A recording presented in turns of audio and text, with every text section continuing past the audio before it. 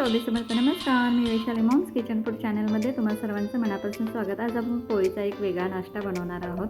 त्यासाठी इथे मी 3 उकडलेले बटाटे घेतलेले, ते असे मॅशरने मॅश करून घ्यायचे आहेत. त्यानंतर त्यामध्ये आपण एक उभा चिरलेला कांदा घातलेला आहे, 1 चमचा चिली फ्लेक्स घेतलेले आहेत, अर्धा चमचा मिक्सअप घेतलेले आहेत व 2 हिरव्या मिरच्या बारीक चिरून घेतलेल्या आहेत. बारीक चिरून घेतलेली कोथिंबीर घेतलेली आहे. त्यानंतर अर्धा चमचा मीठ घेतलेला आहे. हे सर्व मिश्रण एकत्र करून घ्यायचं आहे हाताने या पद्धतीने. हे सर्व मिश्रण एकत्र झालं की त्यानंतर इथे मी 4 शिल्लक राहिलेल्या पोळ्या घेतलेल्या आहेत. त्यानंतर एक पोळी आपण एका प्लेटमध्ये घ्यायची आहे. त्यावर आपण ही हिरवी चटणी घालून घ्यायची आहे. ही चटणी पुदिना कोथिंबीर आहे. हे असे अर्ध्या भागाला पोळीच्या पसरवून घ्यायची आहे चांगली. त्यानंतर आपण मिश्रण तयार केलेलं बटाट्याचं ते त्यावर घालून घ्यायचे. चमच्याने असे व्यवस्थित पसरवून घ्यायचं आहे. हा जर नाश्ता तुम्ही एकदा केला ना तर तुमच्या शिल्लक राहिलेल्या 10-12 चपात्या जरी असल्या तरी त्या कमीच पडतील, एवढा हा टेस्टी असा हा पदार्थ तयार होतो. हे व्यवस्थित पसरून झाल्यानंतर अर्ध्या बाजूला आपण टोमॅटो सॉस लावून घ्यायचा आहे पोळीच्या.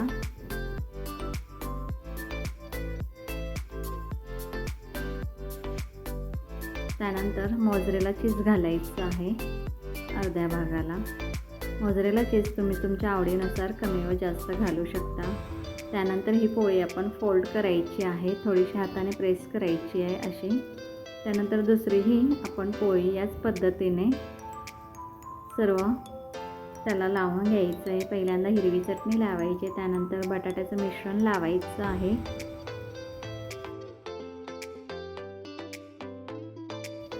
तुम्ही जर आपल्या चॅनलवर नवीन असाल तर प्लीज चॅनलला सबस्क्राईब करा, म्हणजे आपल्या नवीन नवीन रेसिपीचे नोटिफिकेशन तुम्हाला येतील.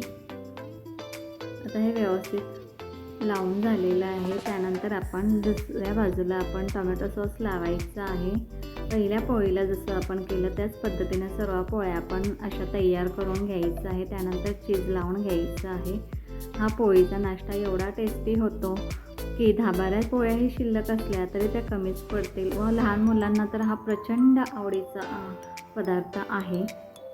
तुम्ही नक्की ही रेसिपी एकदा ट्राय करा. दुसरीकडे आपला तवा गरम झालेला आहे, गॅसवर तवा ठेवलेला गरम करत. त्यानंतर त्याला आपण तूप लावून घ्यायचं आहे. तुम्ही तुपाचा किंवा बटरचाही वापर करू शकता. त्यानंतर एक पोळी त्याच्यावर ठेवून घ्यायची आहे. या पद्धतीने थोडीशी प्रेस करायची आहे चमच्याने व तूप लावून घ्यायचं आहे. पुन्हा ती पलटी करून घ्यायची आहे आणि चांगली मीडियम गॅसवर खरपूस होईपर्यंत ती पोळी भाजून घ्यायची आहे. हा पोळीचा नाश्ता तुम्ही सकाळ किंवा संध्याकाळी नाश्त्याच्या वेळेतही खाऊ शकता.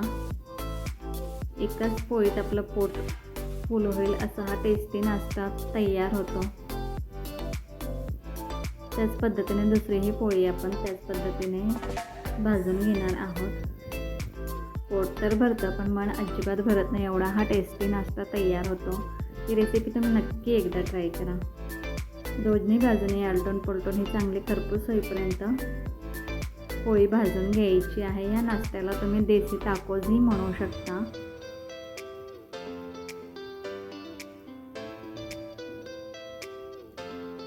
रेसिपी आवडली तर रेसिपीला एक लाईक व चॅनलला सबस्क्राईब नक्की करा.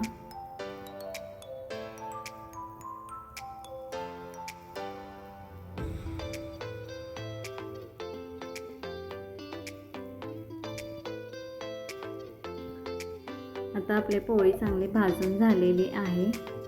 ती सर्विंग प्लेटमध्ये काढून घ्यायची आहे व मध्ये कट करून घ्यायची आहे. तुम्ही बघू शकता किती मस्त चिजी असं आहे टाकोज आपले तयार झालेले आहेत. हे टोमॅटो सॉस बरोबर सर्व करायचे. ही रेसिपी तुम्हाला कशी वाटली कमेंट करून नक्की कळवा. अशाच नवनवीन रेसिपी पाहण्यासाठी आपल्या मॉम्स किचन फूड चॅनलला लाईक करा, शेअर करा, सबस्क्राईब करा. लाईक करायला अजिबात काय लागत नाही. वाट कोणाची बघताय, करा ना आपल्या चॅनलला सबस्क्राईब. थँक्यू.